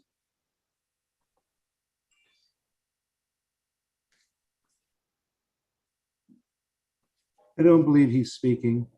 Okay. That's everybody I have signed up. Am I missing anyone? I'll take that as a no. All right. I'd like to give Mr. Suter an opportunity at this point to make a closing statement. Thank you, Mr. Voss, members of the board, for your time. Sean Suter, Suter LLC, on behalf of Margie Waller, Danny Klingler, and Mary Rivers. Margie and Danny actually live on Magnolia in those small row homes right across the street. So there's been a lot of discussion here today about how this is going to be so great for the people who are coming to support FC Cincinnati. That's nice and all, but they don't live right across the street from this building, which is why my clients have opposed this now on multiple occasions. This project has been denied twice. It wasn't continued to come back for more redesign, like the last hearing you had today where you said, continue it, come back, address the concerns. It was denied. It was denied because it is totally out of scale and out of mass for the Over-the-Rhine neighborhood. There's nothing else like this in Over-the-Rhine. It's a huge hotel with a fake historic skin put on it. And so what you've got is a very massive building. Surprisingly, nobody can tell us the square footage. I thought that was pretty basic information, but let's say it's 100,000 square feet. I don't know, but it's huge, and it takes up a better part of the Central Avenue block and goes down, we heard, nobody quite knows, maybe it's 60, maybe it's 70 feet down Magnolia Lane as well. Not 3 stories like it was in the prior iteration that was denied. It's grown to 4 stories now for 60 to 70 feet down Magnolia, with the same amount of stories on the rest of Magnolia. The only difference here is they've taken the 4th story, which was a setback condition above the roof line, and pulled it forward to Magnolia, making the building even more massive for Magnolia and more out of scale and character with the neighborhood. So what you're seeing are design smoke and mirrors, folks. Don't get fooled by these design smoke and mirrors tricks. If you look at these 2 things, you've got a more massive building now on Magnolia than you had before. And so it's gotten worse. And if you denied it based on massing and scale the last time, you have even more reason to deny it based on mass and scale this time. And we maintain our objection that this shouldn't have even been heard because it's the same issue, it's the same nucleus of facts, it's the same development. It's just moved around a little bit and maybe even worse. Therefore, they shouldn't get a third bite at the apple. This should have been appealed. The last denial should have been appealed to the Zoning Board of Appeals, but they know they don't have any case to appeal, so they keep bringing back the same development essentially, and in fact making it even worse than it was before. And so for that reason, it has to be denied yet again, and hopefully there won't be a 4th application to waste everyone's time with. This is out of scale, plain and simple. We have to protect Over-the-Rhine from this type of development, and you've done so twice now because it's massive. The corner is higher. The building footprint hasn't substantially changed. It's still massive if you look at it from the bird's eye view, or the plan view, I should say. It's huge. It takes up a large portion of the block, and as you saw last time, it doesn't relate to any other buildings, historic buildings on the ground that are not huge, that are not massive. This looks like a convention center from above. It's huge. The overall scale and massing didn't change. In fact, we think it's worse and more impactful on the neighborhood. The use is not in question. A hotel might be the greatest use ever for this property. It might really help the nearby businesses and whatnot. That's not what's at issue here before the board. This is about appropriateness. And is this latest iteration any appropriate for this corner? Same calculation, the same review you did the last 2 times when you found that this building was much too massive, much too large, and out of scale for the neighborhood. So with that, I thank you again for your time. Appreciate your consideration. We're asking you to deny this yet again, and thank you. Thank you. Ms. Ryan, would you like to have a closing statement? Yes, thank you, Chairman, members of the board. I won't belabor their motion to dismiss. We have our legal argument in the July 8th letter, and I think you've heard from the testimony today that there have been significant changes. This is obviously before you today to show that there is adherence to the Over-the-Rhine historic guidelines specifically related to new construction. We have gone into great detail with expert testimony pertaining to each and every one of those guidelines. We've had now the 3rd design that has been recommended for approval by city staff, a number of letters in support. We have a number of people here, as you know, that are here to support the project. And I think as Mr. Erdman had testified, this is a highly dense area of with the 200-foot notice, that yields almost 50 individual addresses to which this was sent. And we've only had the repeated opposition of the same small number of individuals, and some of who have changed their position since we have changed aspects of the project. In addition to that, we have submitted in support of our showing that this meets the standards, a study of some of the various aspects of the Over-the-Rhine design as it pertains to scale and massing, including some recent examples and other graphics as Mr. Hart had testified to. I believe at one point on cross-examination, Mr. Suter appeared to be asking Mr. Hart to say that the corner is in fact larger, for example. And that is true at Magnolia and Central for the reasons we stated in Mr. Hart's previous testimony. There is compelling reason to do that in this situation to comply with the guidelines. As you know, the use is permitted, and within this, there has been no testimony, no evidence presented by anybody other than Mr. Suter regarding any opposition to the scale and massing as it generally stands. There has been no testimony rebutting any of that from Mr. Owen, your staff that recommends this approval, or from any number of our architects who testified in support. There has particularly been no expert testimony to rebut the testimony of those experts to show how thoughtful and thorough they've been in their adherence to the guidelines and their receptiveness to previous input.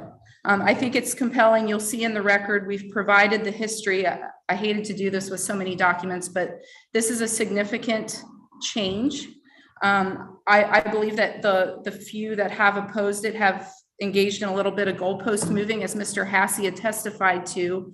There was a point where the testimony previously had stated to shift the scale away from Magnolia to Central, which is what they've done, and they've done it for good reason. That was in fact great feedback. There is also, you'll see in the record, a history of those parties opposing applying for rezonings and other kinds of activities that we would respectfully submit to the board, speaks to an overall desire not to have the project occur and to just continually object to it. And again, we believe that this record supports the approval of this project, that this complies at this time with the certificate of appropriateness standards for the Over-the-Rhine Historic District. And we ask that it be approved. Thank you.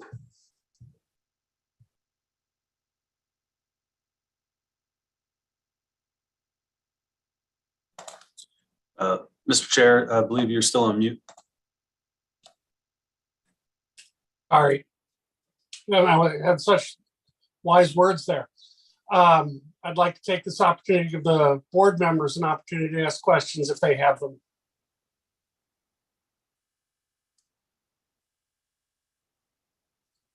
All right. Mr. Chairman, I'd like to make a motion that we go into private session. Second. A motion and second. Mr. Zelasco? Aye. Mr. Sunderman? Aye. Mr. Weiss? Aye. Ms. Smith Dobbins? Yes. Ms. McKenzie? Aye. Chair votes aye. We will go into private session. Everybody who's online, you'll go into the waiting room, and as soon as we're back, you'll be brought back in. Cassandra,